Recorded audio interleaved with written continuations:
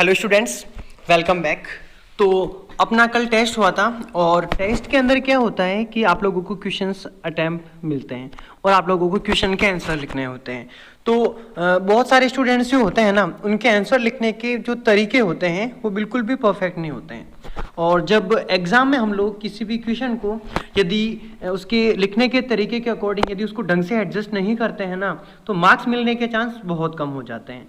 Right तो देखो, एक चीज तो क्लियर है कि जिस स्टूडेंट्स ने अपनी आंसर राइटिंग के अंदर जितनी अच्छी क्रिएटिविटी दिखा रखी है ना, उसके मार्क्स एग्जाम में उतने ही अच्छे आने वाले हैं। राइट यानी कहने का मतलब सीधा सा ये है कि आप लोगों के पास नॉलेज चाहे कितना भी है, लेकिन जब तक आप लोग अपनी उसकी आंसर की कॉपी के अंदर, आप लोग एग्जाम की कॉपी के अंदर जब तक लिखोगे नहीं ना, आप लोगों को मार्क्स मिलने वाले नहीं है। तो आज हम आप लोगों को ये दिखाएंगे किसी स्टूडेंट ने खुद ने अपना किस प्रकार से एफर्ट लगा रखा है टेस्ट के अंदर और किस प्रकार से उसके जो मार्क्स है वो भी बहुत अच्छे आ रखे हैं। यानी कि आप लोगों को काम आना चाहिए, लेकिन उसको लिखने का तरीका भी कंप्लीटली प्रॉपर होना चाहिए, क्योंकि भारत का जो संविधान है ना, वो कैसा संविधान है?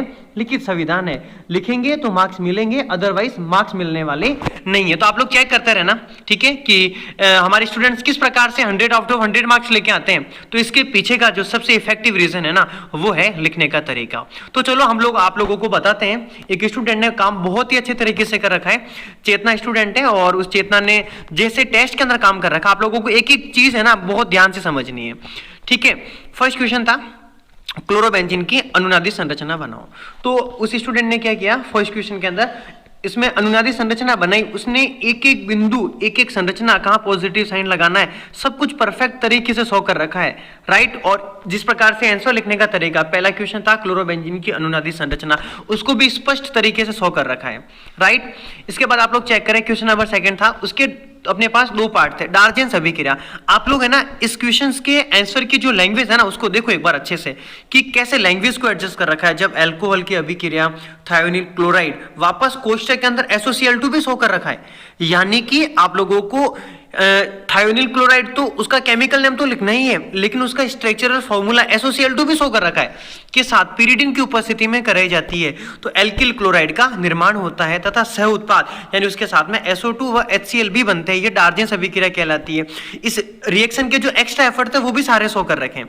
इसके अलावा आप लोग चेक करना आगे, जैसे वापस एक तो क्या होता है कि इस क्वेश्चन के अंदर लैंग्वेज लिखनी होती है, फिर वापस क्या करनी होती है, रिएक्शन को भी लिखनी होती है कंप्लीट तरीके से। तो आप लोग चेक करो, रिएक्शन पूरी शो करे कि अल्कोहल ROH लिख रखा है, उसके नीचे नाम भी लिख रखा है, चेकआउट प्लीज है ना, SOCl2 लिख रखा है। बहुत सारे स्टूडेंट क्या करते हैं कि सीधी रिएक्शन लिख देते हैं ROH प्लस SOCl2, राइट, और वो अपना एफर्ट गलत लगा लेते हैं। यानी आप लोगों को अल्कोहल लिखना है, SOCl2 भी लिखना है, राइट, इसके नीचे इसका नाम भी लिखना है। SOCl2 को क्या कहते हैं? Thionyl chloride. इसकी रिएक्शन पीरिडिन के साथ में कराई, C5H5N, तो नीचे वापस नाम शो कर रखा है पीरिडिन, ठीक है। एल्किल क्लोराइड बनता है SOCl2, यहाँ पे SO2 जो है ना वो गैस है, वापस गैस का एरो भी शो कर रखा है। बात समझ में आ रही है ना? यानी कि हर एक छोटी छोटी चीज को आप लोगों को अपना एफर्ट पूरा लगाना है।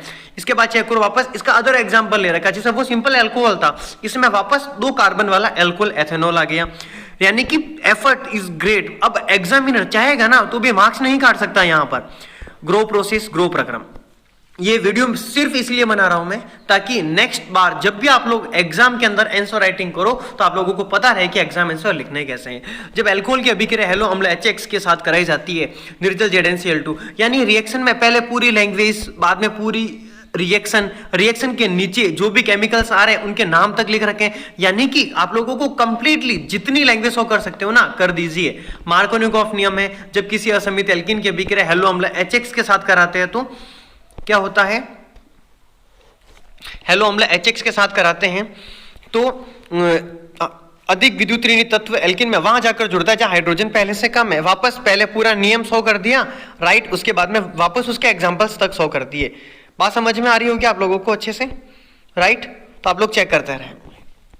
इसके बाद नेक्स्ट क्वेश्चन, SN1 SN2 में अंतर। अब जब डिफरेंस की बात आती है ना तो बहुत सारे बच्चे करते क्या है कि एक बार SN1 लिख देंगे और एक बार SN2 लिख देंगे, okay, and that's getting a wrong of answer writing method. Answer लिखने का तरीका बिल्कुल गलत है ये, ठीक है, मैं ये नहीं कर रहा हूं कि आप लोगों ने SN1 और SN2 को अलग अलग लिख दिया और आप लोगों ने आंसर लिख दिया तो एग्जामिनर रॉन्ग कर देंगे, नहीं करेंगे, मार्क्स मिल जाएंगे। लेकिन जो इफेक्ट पड़ना चाहिए ना आप लोगों का, जैसे एक बार तो एग्जामिनर कॉपी चेक करते ही पता चल जाएगा नहीं ये स्टूडेंट सबसे अलग है, इसको तो मार्क्स देने पड़ेंगे, तो वो चीज नहीं होने वाली है।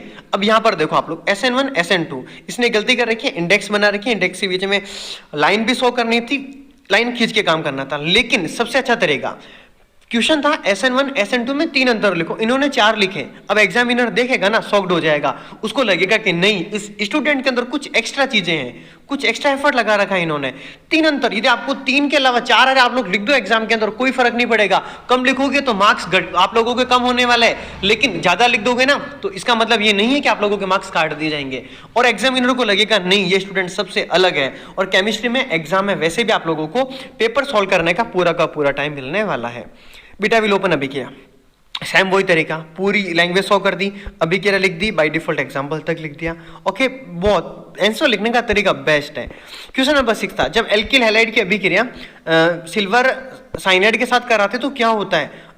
एल्किल आइसोसाइनाइड बनता है, लेकिन वापस रीजन तक दे रखा है क्योंकि सिल्वर साइनाइड सहसंयोजक प्रकृति का होता है। सिल्वर साइनाइड में n परमाणु पर अयुग्मित इलेक्ट्रॉन युग्म उपस्थित होता है जो दान करने से कोऑर्डिनेशन बॉन्ड यानी उपसहसंयोजक बंध बना लेता है। ओके, फिर उसके बाद रिएक्शन भी शो कर रखी है, उसका एग्जाम्पल भी लिख रखा है।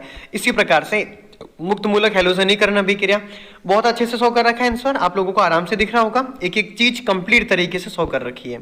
इसके बाद क्वेश्चन नंबर 8, इसमें नाम लिखना था IUPAC नेम, तो इन्होंने बहुत अच्छे से इनको कंप्लीट तरीके से शो कर दिया।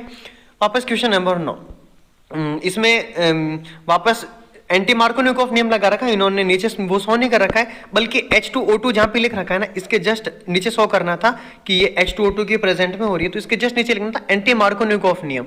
जो नियम शो होता है ना उसको भी आप लोगों को क्या करना है, इंक्लूड करना है, राइट। अब चलो इसके बाद वापस SOCl2 वापस पीरियड आ गया। अब ये अपने पास क्या अलग से रिएक्शन है, और ये कौन सी वाली रिएक्शन है, इसका नेम रिएक्शन पता है आप लोगों को? यस, कौन सी है ये? डार्जेंस रिएक्शन। तो इसके नीचे वापस क्या करना है, नाम लिखना है यहाँ पर कि ये डार्जेंस अभिक्रिया है, राइट। ओके, तो चलो इसके बाद में नेक्स्ट क्वेश्चन है एथिन की अभिक्रिया ब्रोमीन जल के साथ में CCl4 विच डाइब्रोमाइड। वापस लाल रंग क्या हो गया, विलुप्त हो गया।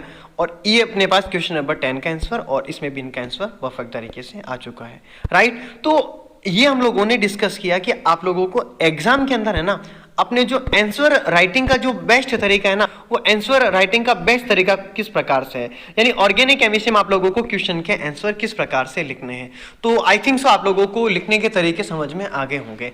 नेक्स्ट जब भी वीडियोस आप लोगों के पास आती है ना, तो आप लोगों को नेक्स्ट जब भी कोई भी टेस्ट होता है तो आप लोगों को लिखने का जो तरीका है ना वो प्रॉपर तरीके से रखना है, राइट। क्योंकि आप लोग जब तक अपने आंसर को प्रॉपर तरीके से बेस्ट तरीके से सॉल्व नहीं करोगे ना, एग्जाम में मार्क्स मिलने वाले नहीं है। वापस कह रहा हूं मैं, हमारे स्टूडेंट्स के 100 आउट ऑफ 100 मार्क्स तक आते हैं। इसके पीछे का जो सबसे इफेक्टिव रीजन है ना वो ये है कि स्टूडेंट सिर्फ और सिर्फ पढ़ता ही अच्छे से नहीं है, समझता ही अच्छे से नहीं है, एग्जाम में जाकर के बहुत अच्छे से प्रॉपर तरीके से काम करके आता है। तो चलो अपन आज की वीडियो को यहीं पे कंप्लीट करेंगे। ऑल द बेस्ट, आप सब लोग अपने लिखने के तरीके को बेस्ट करें, हंसते रहे, मुस्कुराते रहें और देश की तरक्की में अपना योगदान दें। जय हिंद, वंदे मातरम।